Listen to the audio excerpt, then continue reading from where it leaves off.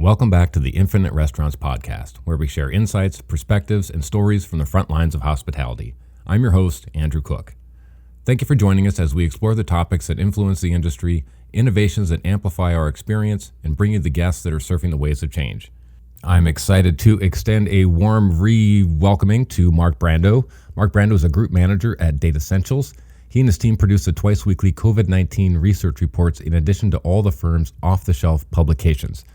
For those of you who may not remember from the beginning of last episode, Datassentials is a market research and insight firm dedicated to the food industry, helping everyone from restaurants and non-commercial operators, trade associations, food manufacturers, and distributors. They study every aspect of the food industry with AI and machine learning in their database platforms. They conduct custom consumer and operator research, as well as culinary and nutritional expertise. I'm probably not going to be getting into that because this is only part 2 of a 5-part series where Mark Brandau and his team have taken this rich national data of consumer expectations and sliced off the Northwest so we can get a really good handle on what the state of play is. In part 1 of this series with Mark Brandau from Datassentials, we got beyond the introductions and started to dive into consumer expectations, where the concern was by demographic, by age, and where the direction of that concern is. Is it the economy? Is it COVID-19? Where's the mix in between? But now we're going to be diving into consumer experience. We're going to be talking about what consumers want once they start to get outside of their homes, how supporting restaurants is important, what kind of experiences Pacific Northwest diners are excited to reclaim. I'm not going to spoil a whole lot of it, so allow me to just jump into it. Mark, I'm looking at a slide here that's titled, Americans Want Out of Their Homes and Can't Wait to Get Into Restaurants. Then that's qualified a little bit further.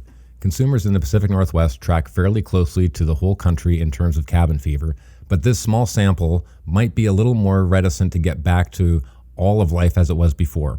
Some stereotypes are true, and people in Washington and Oregon over-index in their love for coffee shops. Interesting. But then, surprisingly, they're also more likely to avoid very crowded places like clubs, lounges, and live music venues. And that specific point right there is, I think, one of the most illuminating. Well, one thing to note that's important too is that, like the rest of the population, the consumers that we heard from in Washington and Oregon, at the top of their list of what they want to get back to is going out to restaurants and even sitting down for dine-in. It's just that they are saying that at a much lower level than the rest of the country. And again, some stereotypes are true. Folks there are over-indexing and going back to the coffee shop. But, what this says to me is that, like everybody, I think that, consumers in Washington and Oregon, they're eager to use restaurants again. But they can probably wait a little bit longer in using that restaurant in the kind of old, pure dine-in experience. We'll see kind of throughout the rest of the presentation that, they have been pretty comfortable making the adjustment to delivery and carryout. They are, more comfortable doing things like using delivery apps and things like that. And I think that one thing that this also shows is that this is another indication that folks in the Northwest have taken to social distancing and, kind of our more virtual take on work and life right now. They've had a bit of an easier time with it than other regions have.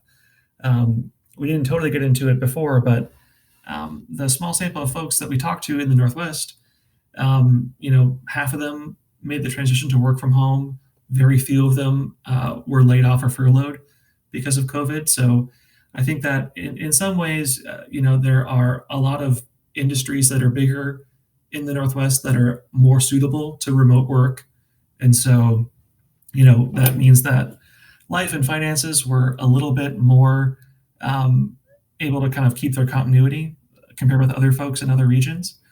And so the urgency of getting out of the home and into a restaurant may not be, quite so big for folks in Washington and Oregon. They want to use restaurants and they do miss it, but it just looks like they can wait.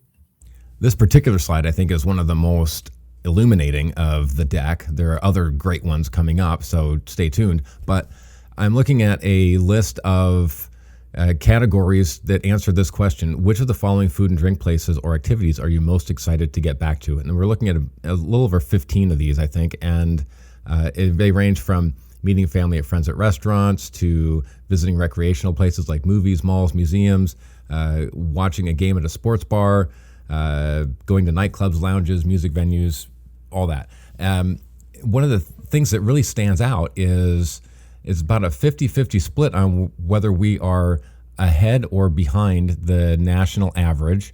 And the theme that I'm seeing here, and correct me if I'm wrong, Mark, is that people are looking for that, they're hungry for that sensory experience of a restaurant, the food, the execution, the service, expressing appreciation, but they don't want to stick around other people for very long at all. And it looks like they want to avoid crowds altogether. Well, yeah, that's a big part of all this. We are dealing with a situation. It's a pandemic of a highly contagious virus. It is something that you get from other people, and you are less likely to trust other people than you are to trust, your own family, your friends, or people that have built a business to serve you. It's hard for restaurants, especially because restaurants exist to be gathering places, and it's still kind of dangerous to gather. So that's what we've held in tension all this time. But at this point, what we see from consumers is that they're just less likely to trust a crowd and other people that they really can't control.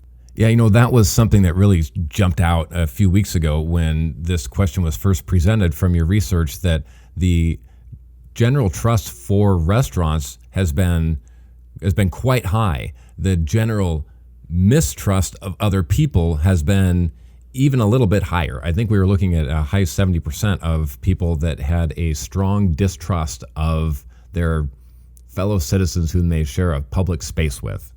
Has that been holding pretty true? Yeah, I mean that's been holding pretty steady. We're surveying it right now, but I imagine that after events of the most recent weekend, when crowds and protests kind of turn violent, it's another kind of example of it is hard to trust other people in a crowd, and so I expect that will kind of that effect will go up a little bit.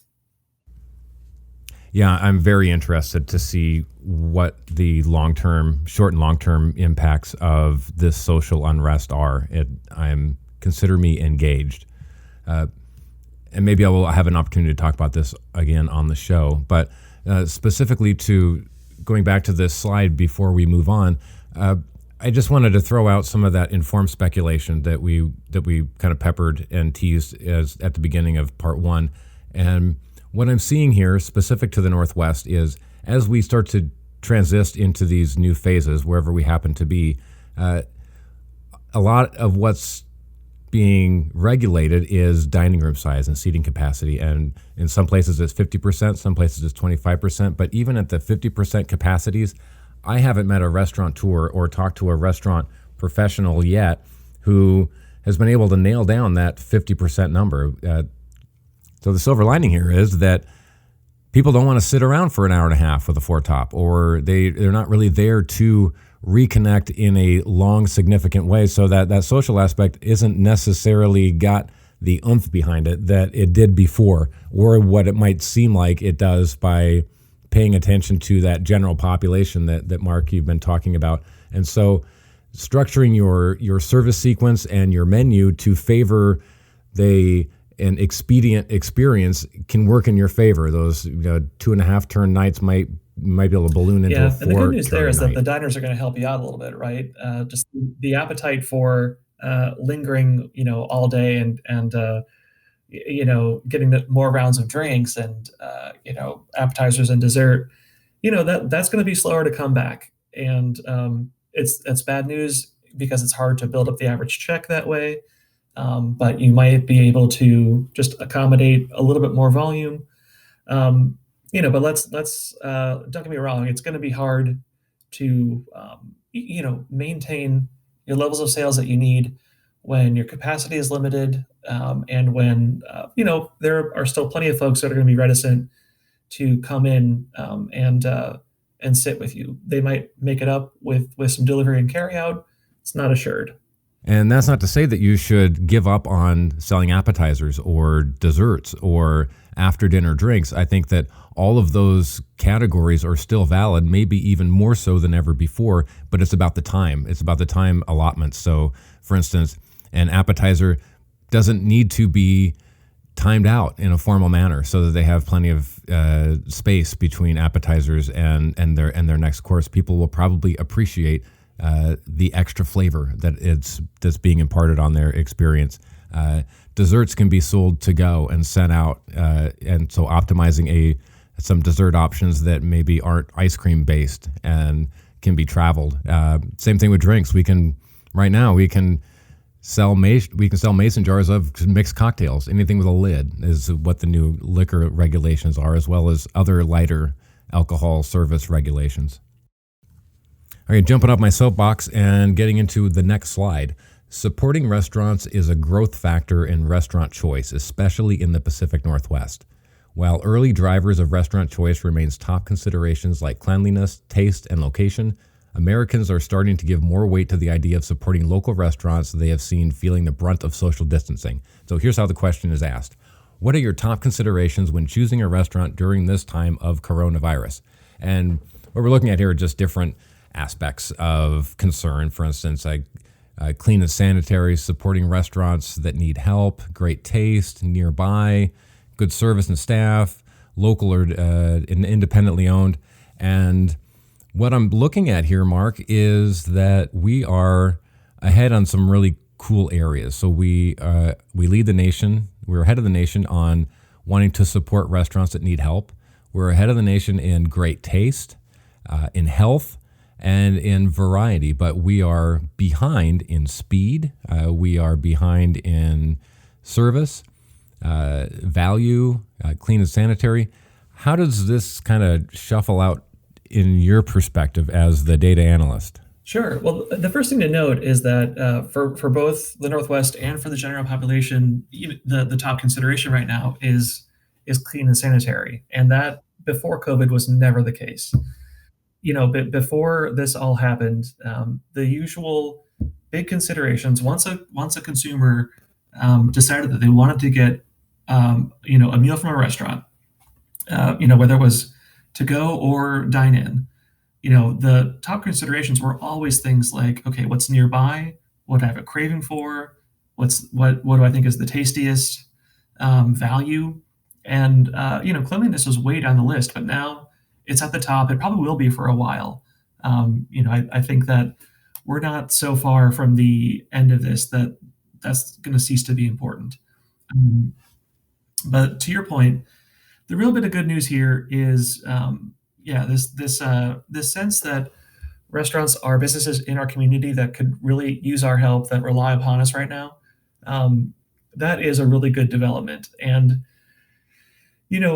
the reason why I think it might be higher among these residents of Washington and Oregon, it goes back to what we've been talking about, where perhaps the kind of economic piece of this is more salient because the public health piece of it has been taken so seriously for so long among those residents in Washington and Oregon.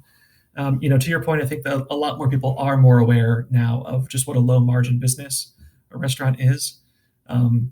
I think some people are even more aware as well of, a lot of chain restaurants are operated by a local franchisee, and that person only operates this one restaurant, even if it is part of a giant chain.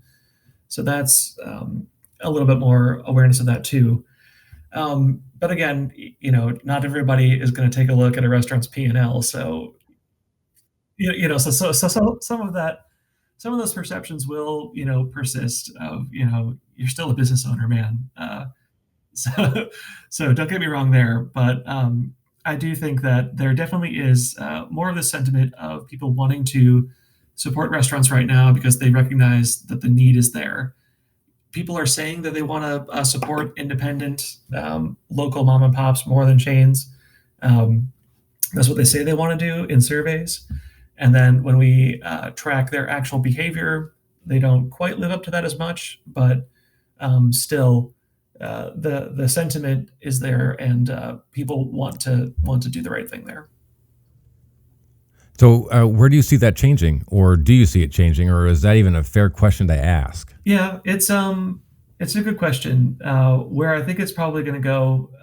I mean, I can see that the wanting to support restaurants is going to remain high for a while. Um, we're not going to be back to kind of a normal level of traffic for a while because people aren't going to be going back to work for a while. And so I think that I think that speed will still be low for quite a while, and then I think we're going to start to see things like variety and great taste and value start to kind of creep up the list of what the top considerations are. All right, now we're really starting to get into the nitty gritty of what people are looking for. The slide I'm looking at now is Pacific Northwest consumers are more excited to reclaim a restaurant experience than to reconnect. And there's about a 50-50 divide in where we're ahead and where we're behind the national average. And I mean, it is a solid dividing point. So where we're ahead is we're looking for variety, something different from what I normally cook, food that's freshly made, food that's hard to make at home. Looking for convenience. They're looking for an element of service, so someone that's going to cook for them and wait on them, and food that is more flavorful. And on the contrast side, we're below the national average on socializing with friends and family, the atmosphere, being part of a crowd. It gets even higher when you start dipping into seeing what foods are new and trendy. That's not that big of a deal, like 3%. Getting dressed up to go out. Also not a big deal, also not a big surprise. Meeting and socializing with new people, we are as far away as we're going to get from anything else. So this just reinforces that idea that people are looking for that sensory reward, the sensory experience of a restaurant, and not the social aspects. And this isn't to say that everyone's become an introvert, antisocial goth kid. The state's not going through a goth phase again, but there is a difference in where their priority is. It's not as much as they miss the food, that's for sure. Local was a big deal, but I don't think it's on this slide. Is it on the next one? I think is where we'll get into that, but it's definitely a really good point. I think that this definitely tracks with what we know kind of generally about folks in the Northwest. When we look at them, when they answer our surveys, they tend to self-identify as foodie more. They tend to try different foods out a lot, so variety is going to be very important to them. And they're in an area of the country that has, a lot of different stuff kind of more native to it. When we do track things in our, local database, that gives us a sense of, what tends to over-index on menus in a certain place compared with the rest of the country. Seattle and Washington and the Northwest, they do really tend to index higher on things like seafood, on things like Asian flavors. And then we really see a good pop in menu descriptors that tie back to, local produce and local ingredients. So things like, you can find a lot of things like, Rainier and Northwest. A big descriptor is Walla Walla for the wine growing region, and onions and things like that. So there definitely is a lot that people are missing about the food. They can get used to working from home and kind of seeing friends and family over Zoom. But what is really hard to replace sometimes is the food you can get from a restaurant and not make yourself.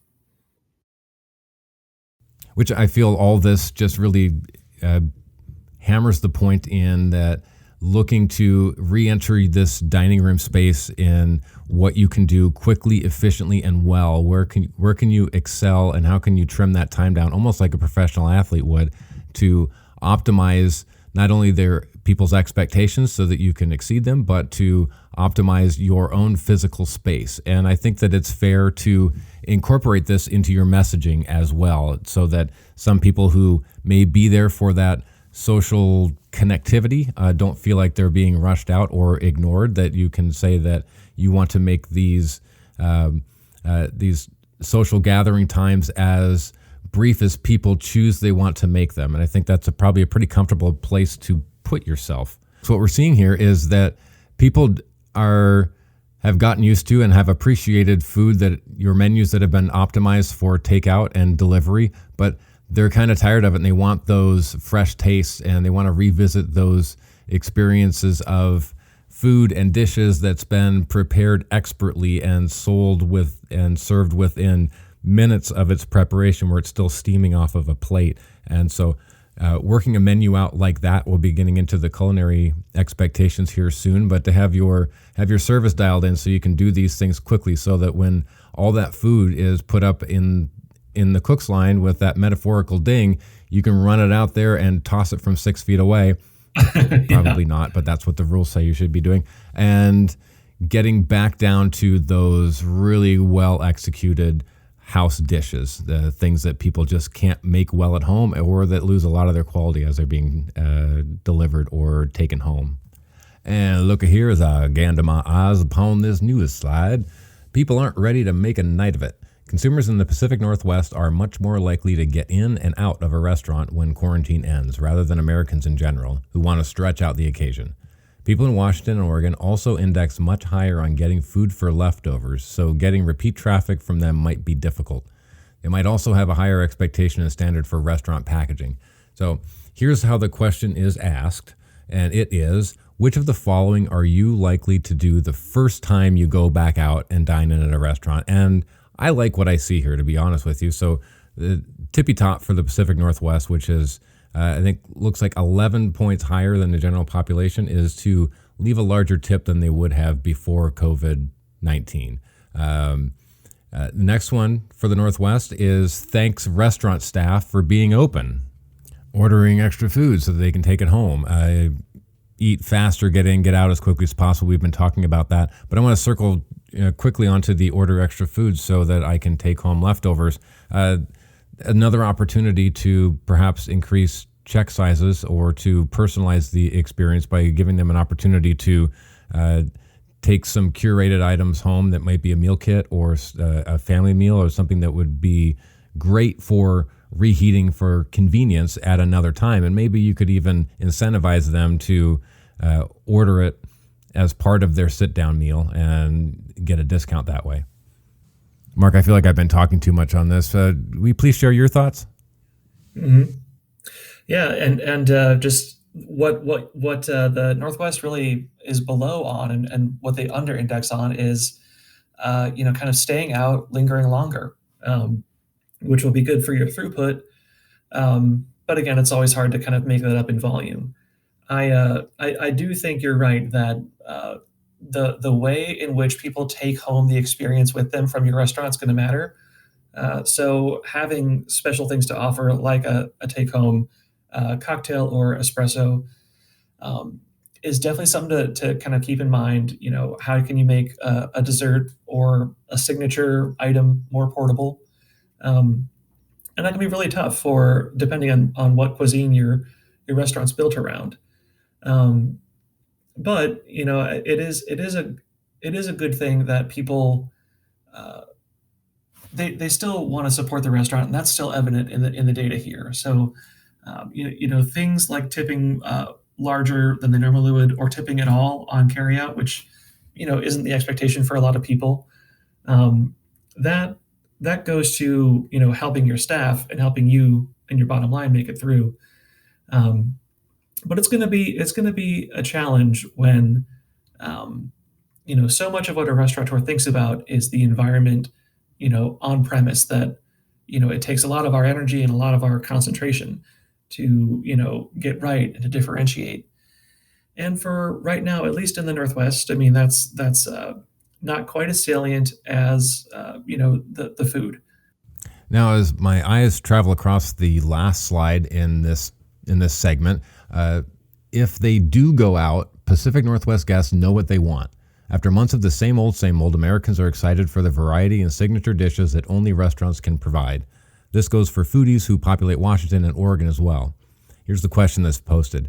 What are you most looking forward to from restaurant food that you haven't been able to get from home since the pandemic began? And here's where we track super high. In the Pacific Northwest, it's 53% versus 33% of the national average.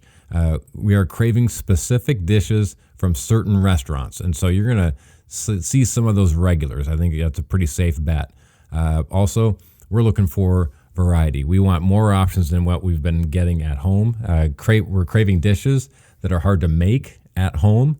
We're looking for ethnic foods at 29% versus the 21% national average, and we're craving indulgent foods. And on a personal note, what I've kind of like about this flow that we're going on, Mark, is I get to talk about all the good stuff, and then I turn it over to you to talk about the bad stuff. I promise that I'll start doing better, but I'm going to relish in this for now and try to make it up to you on the next few parts. Mark, give us a counterbalance here. What were the surprises for you and your team?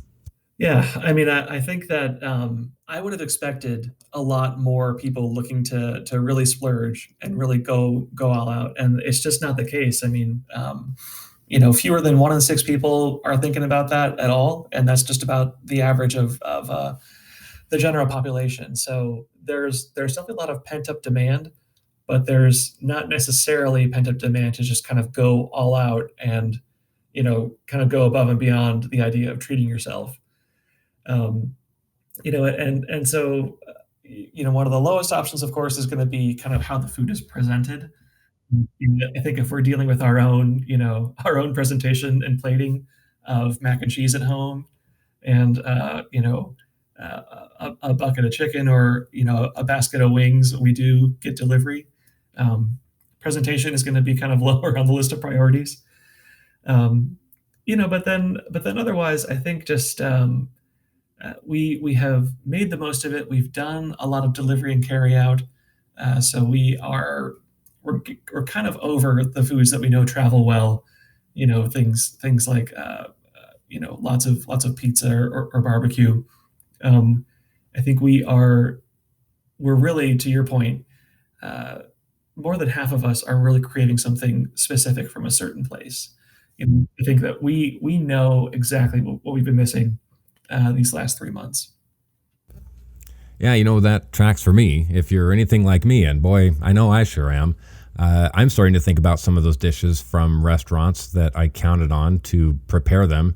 I haven't thought of these things in months, and I think it's being triggered by the idea that I'm starting to see dining rooms open in my community. And so the big takeaway from this segment has been that people don't want to linger, but they really very much want to taste those familiar tastes that you do so well. They just don't want to sit around for a long time to do it. And they're willing to pay for it. They're willing to order extra to take it home, and they really want to thank you and tip you all at the same time. And so those are some optimistic silver linings that are coming down the pike for us.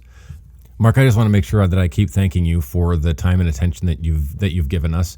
We've been speaking to Mark Brandau of Datassentials, and stay tuned for part 3, where we're going to be diving into what the culinary appetites of the Pacific Northwest diners are.